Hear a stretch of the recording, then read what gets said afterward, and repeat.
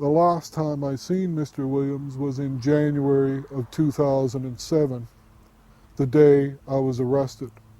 I was at Confederation Building with my signs, my Newfoundland flag over my shoulders, and my handouts. Mr. Williams stopped in his truck in front of Confederation Building, took out his cell phone, got on the phone, and within an hour I was arrested by the Newfoundland Constabulary and charged with defamatory libel in January of 2007. Now it's June of 2007, and the provincial prosecutors say they want it till June the 28th because they are considering dropping the charges again. I've accomplished now getting myself arrested, but again, they are getting rid of the case, and I had to go back and start again in September, but this time again in Ottawa with my handouts, and just start to try and get someone or someone's attention to get justice again for myself, my family, and hope to prevent this from happening again. We have a change of faces, but the corruption continues. And everyone ignores it because they are protecting and covering up for one of their own, who they placed on a pedestal so it would give them more credibility and cover up what they've actually done. What is Alex Hickman doing now? Is he retired? He's retired Chief Justice of the Supreme Court. He's in 2001 made a member of the Order of Canada. In 2001, the Grand Bank Courthouse was called the T. Alex Hickman Building. So it's the Supreme Court of Newfoundland that he was Chief Justice of. Chief Justice of the Supreme Court of Newfoundland. What about Bill Matthews?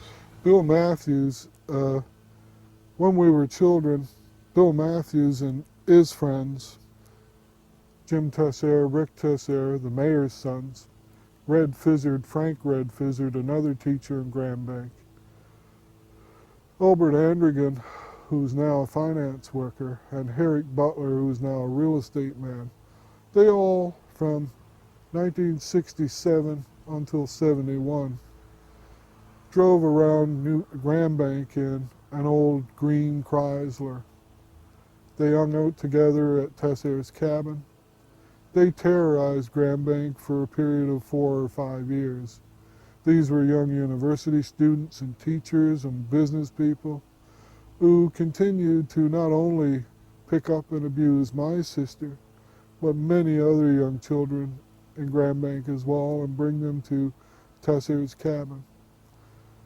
These fellows, once they found out that my sister's child was owned by the justice minister, knew instantly they had immunity and would never be charged for what they were doing to any children in Grand Bank, because how could they be charged when the justice minister had already done it to a 12-year-old child themselves, and the child already born and living in that town.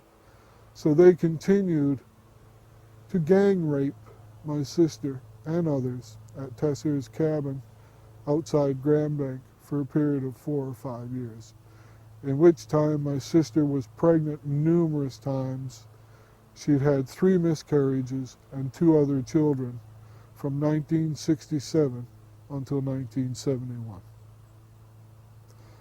This child, from 12 years old until 16 years old, had 3 children and 3 miscarriages, pregnant every single year.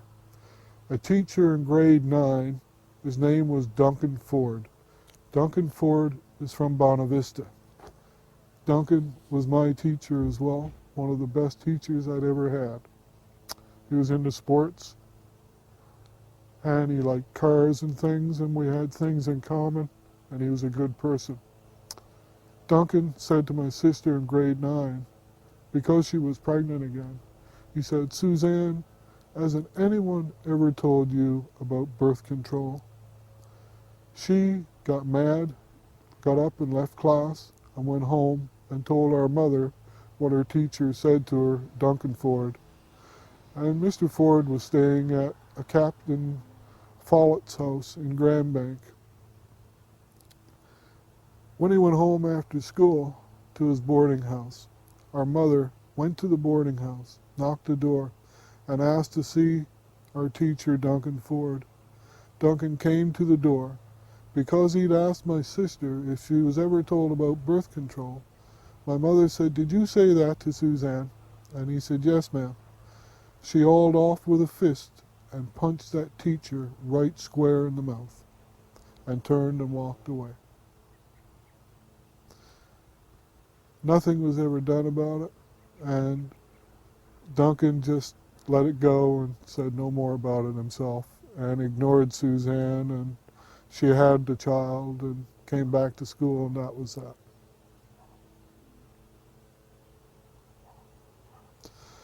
But when our mother adopted the child from Hickman, she just outwardly let everyone know in the town who owned the child and what had happened. The principal, Mr. May, the principal of the elementary school at the time was Mr. Fraser Oakley. He knew about it.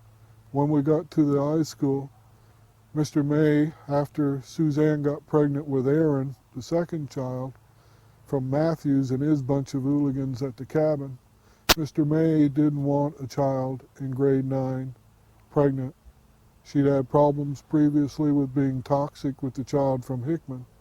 So Mr. May had sent a letter home asking our mother if she could keep her sister out of school until after she'd had the baby.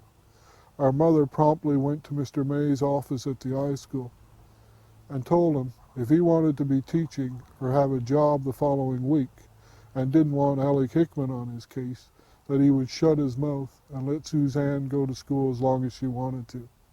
So for the second child, Aaron, Suzanne went to school the entire time, got out, had the baby Aaron, and went back and wrote her exams, and there wasn't anything Mr. May could do about it.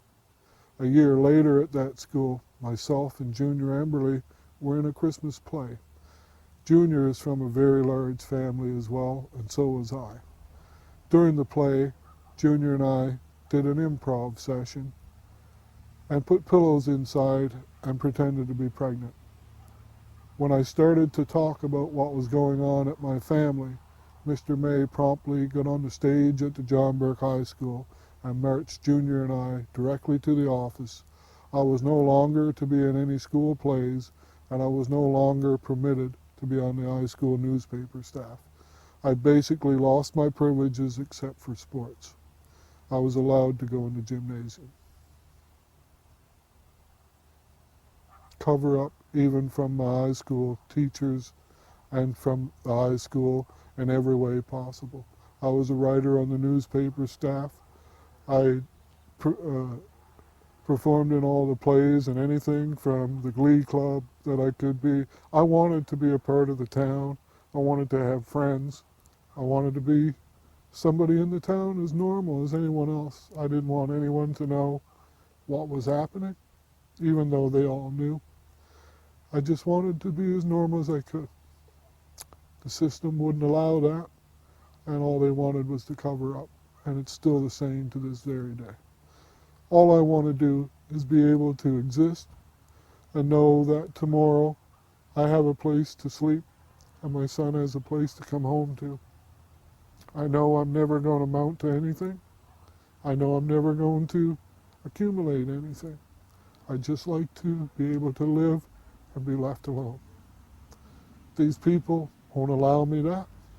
They won't allow me to exist.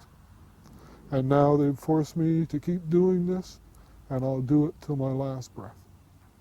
I have no choice for myself and every other person that could end up the same as I am. I hope and pray every day that this ends. Either my life ends or else this fight ends and there's justice served for someone.